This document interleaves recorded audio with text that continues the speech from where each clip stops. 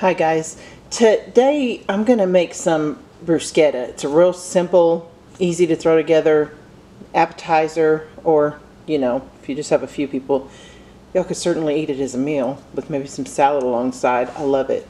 The ingredients you'll need are 1 French baguette, some parmesan cheese, which we're going to grate. I'm going to grate it finely. I use Roma tomatoes, but you can use any kind of tomatoes. Olive oil, basil, and you can use fresh basil. I don't like the taste of fresh basil too much, so I use dried basil. And I'm going to use sea salt and fresh ground black pepper. So first thing I'm going to do is I heated the oven to 350. And then I'm going to grate some of the cheese to get it ready to go. So I'll be right back.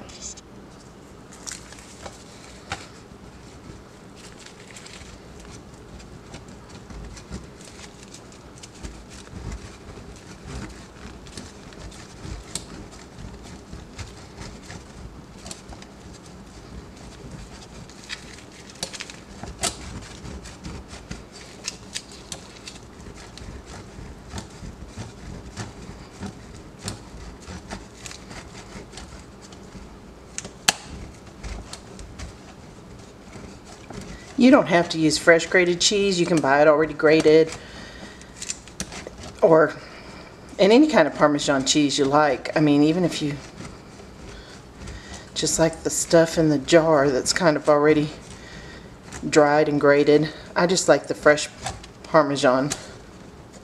Gives it a salty, kind of nutty flavor.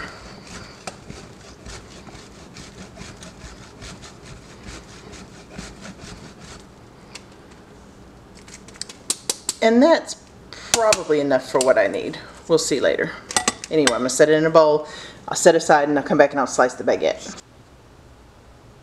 Okay, now I'm going to slice the baguette into rounds to line the baking sheet with. And I've just put a sheet of parchment paper on my baking sheet. And this baguette I bought a couple days ago, so it's pretty dry.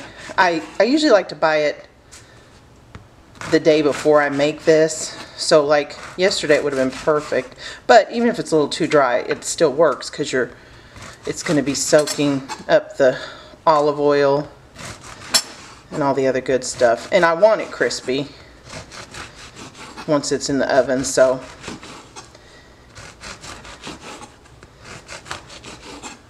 I'll continue slicing these and line the pan, and then I'll be back. Okay, so you can see I've lined the pan with the bruschetta. I cut it about 1/2 inch thick, and now I'm going to chop the onions to start making, I mean not the onions, the tomatoes. I don't know what I'm talking about. There's no onions in this.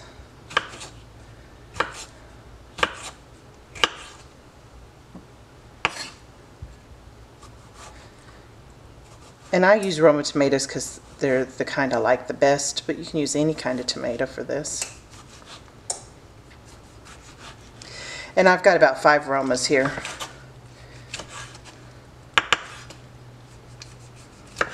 And I'll be back when I'm done chopping those. Okay, y'all. I've chopped all the tomatoes, and then I'm going to add salt. This is sea salt. I've already added some. There's just a little bit more. I like fresh ground pepper in mine.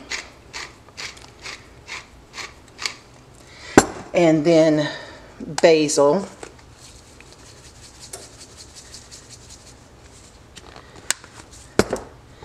And then olive oil to coat. And I don't have any measurements. It's just however much you like and whatever your preference is.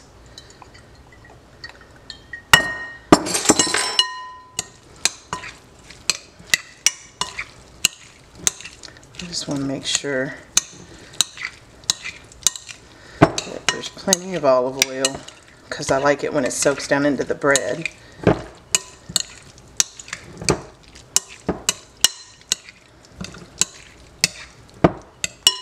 And you can use fresh basil, but I just prefer the dried basil in this.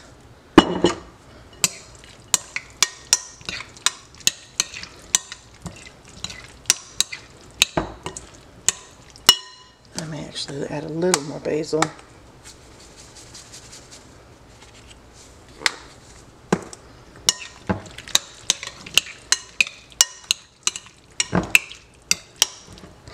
Okay, and then the next thing I do is I just start, kind of keep an eye for how much I have, but I just kind of start spooning it in little spoonfuls.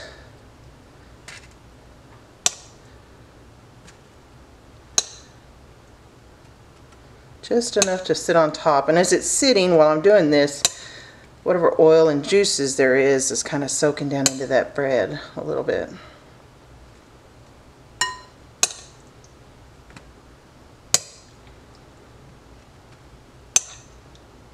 Okay, I'll finish these and then I'll be back. Okay, y'all. I actually thought I was going to have too much tomato, but it was just perfect, and I probably could have added more olive oil to the mixture. So I'm just going to kind of drizzle a little extra olive oil over the top of these just to give it a little extra olive oil, but I don't usually do that. Anyway, now I'm going to take the Parmesan cheese, and I just put a little bit on top of each one. I don't want it to be too overwhelmed with the cheese. I want it mostly to be the fresh tomatoes and olive oil that I taste. But the cheese gives it a little saltiness, a little nuttiness, just, it's perfect.